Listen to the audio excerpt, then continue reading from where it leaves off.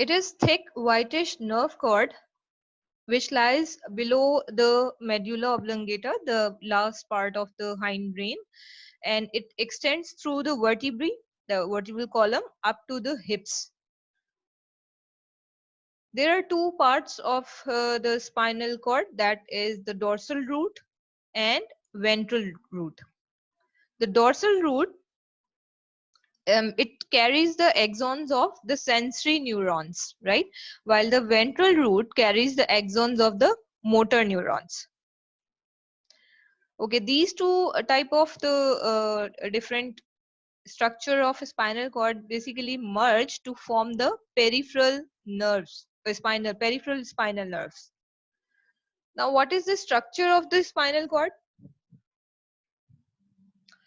If we take a cross section of the spinal cord, we can see two different areas, that is the white matter and gray matter. The white matter is the outer part of the spinal cord which carries the neurons, or the neurons are present in the outer part or white matter of the spinal cord. Remember it.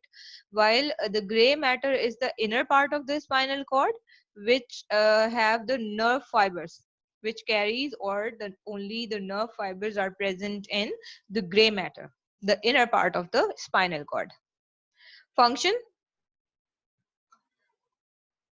spinal cord is basically responsible, or it serves as an express way for signals between autonomic nervous system and brain, which means it carries the signals between the autonomic nervous system and our brain.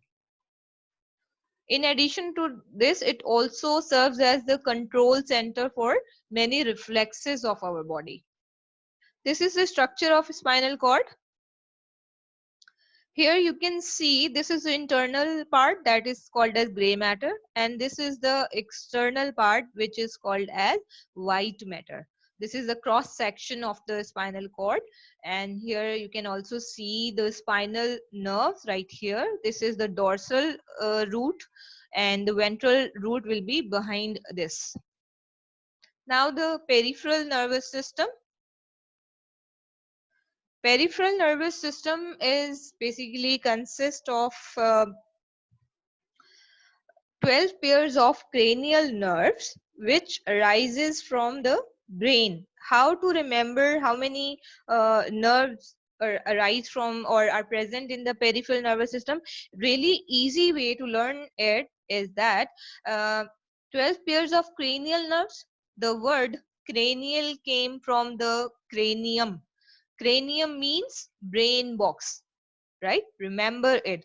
Cranium means brain box, and the nerves which arises from the brain are called as cranial nerves, right? So remember, there are 12 pairs of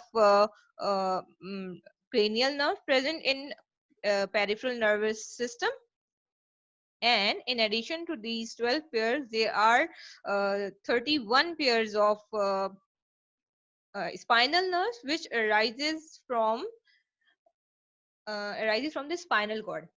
Very simple.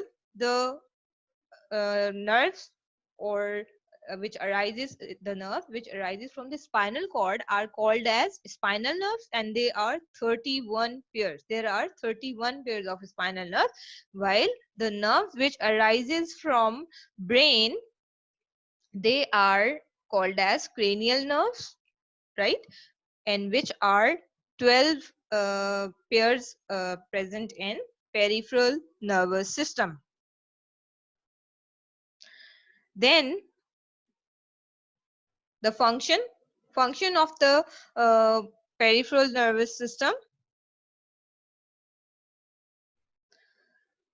Peripheral nervous system transmits signals between central nervous system and rest of the body. It transmits the signals between the central nervous system, that is the brain and spinal cord, and rest of the body, which means peripheral nervous system has very important function because it is the expressway or the pathway from which the signals are carried from the central nervous system, that is brain and spinal cord, to rest of the body. Now, on the basis of the division of nerves present in our body, we can divide the nervous system in further subdivisions, that is somatic nervous system.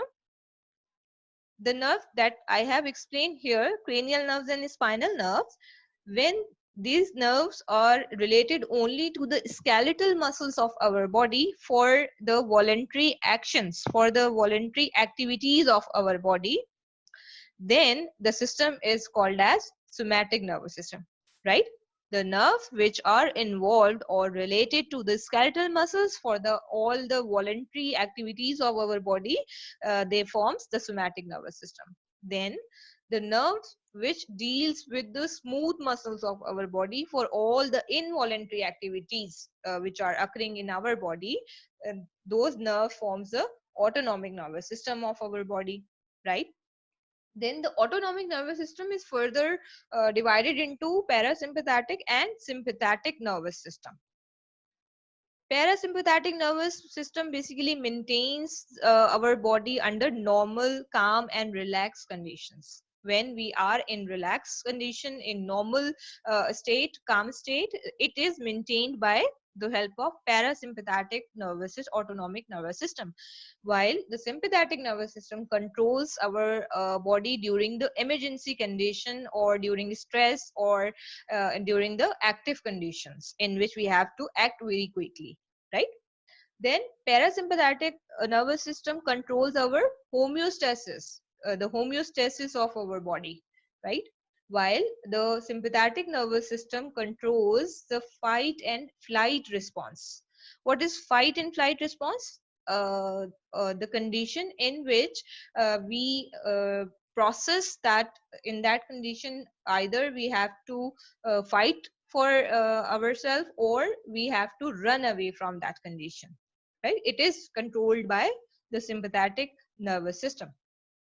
Then the parasympathetic nervous system slows down our heartbeat, decreases our breathing rate, and it constricts the pupil of our eye, and it also relaxes the muscles so that we can calm down or feel relaxed, right? In comparison to this, the sympathetic nervous system basically increases our heartbeat, increases our breathing rate, and dilates our pupil of the eye and contracts the muscles so that we can run quickly or do the needful action as soon as possible, right? Then the parasympathetic nervous system does not involve the hormones are not involved in this system, while the sympathetic nervous system involves the epinephrine or adrenaline hormone, right? The epinephrine basically is released whenever there is a fight and flight condition. Then the parasympathetic nervous system, in this type of nervous system, nerves arises from the brain stem and sacral part of the spinal cord. What is the sacral part? Sacral part is the last portion of our vertebral column, the lower part of the vertebral column, right? So the nerves in parasympathetic nervous system arises from the brain stem, which is the last part of the brain, and the last part of the spinal cord as well.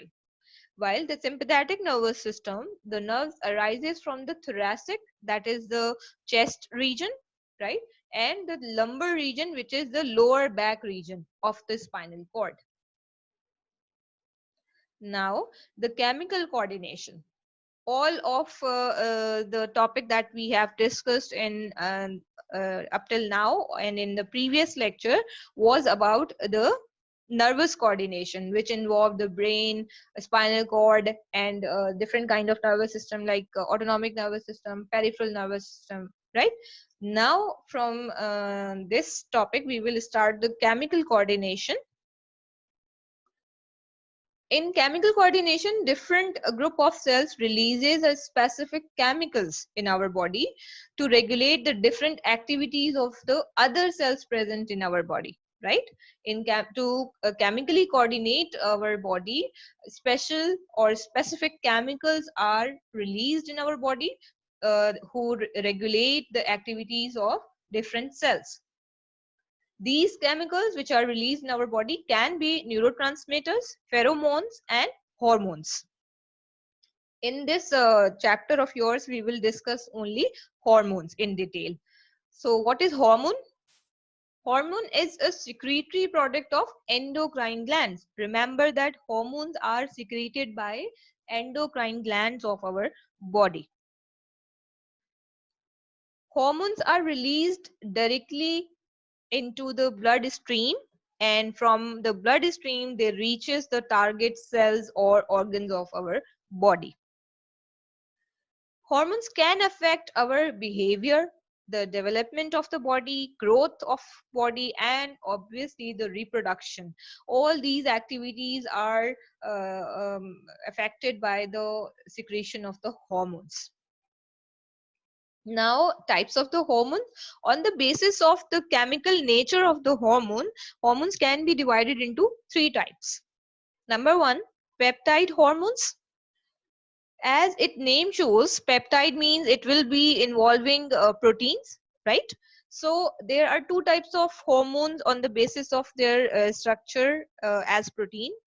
When the hormone is made up of short chain of amino acid like ADH, antidiuretic hormone, and oxytocin, the examples we will discuss it in the later meeting in very detail. The short chain of amino acid, if the hormone is made up of short chain of amino acid, then it will called as peptide hormone. But when it is formed of long chain of amino acids like in glucagon, insulin, and prolactin, then they will called as protein hormone. Remember, there is a difference between peptide hormones and protein hormones. When the hormone is made up of short chain of amino acid, it is peptide hormone. When it is made up of long chain of amino acid, then it is called as protein hormone. Then there is another type of hormone which is called as modified amino acid hormone. The modified amino acid hormone, the example of the modified amino acid hormones are thyroxine, epinephrine, norepinephrine. These are the hormones which are secreted during the fight and flight condition, right? Then another type of hormone is steroid hormones. Steroid hormones are made up of lipids, right? The example of the steroid hormones are estrogen, progesterone, testosterone, and aldosterone. And these are basically the sex hormones which are related to the male reproductive system and female reproductive system of our body. Okay, this is chemical coordination, introduction to the chemical coordination. We will discuss different hormones which are secreted from the endocrine gland and with their structures in the next meeting.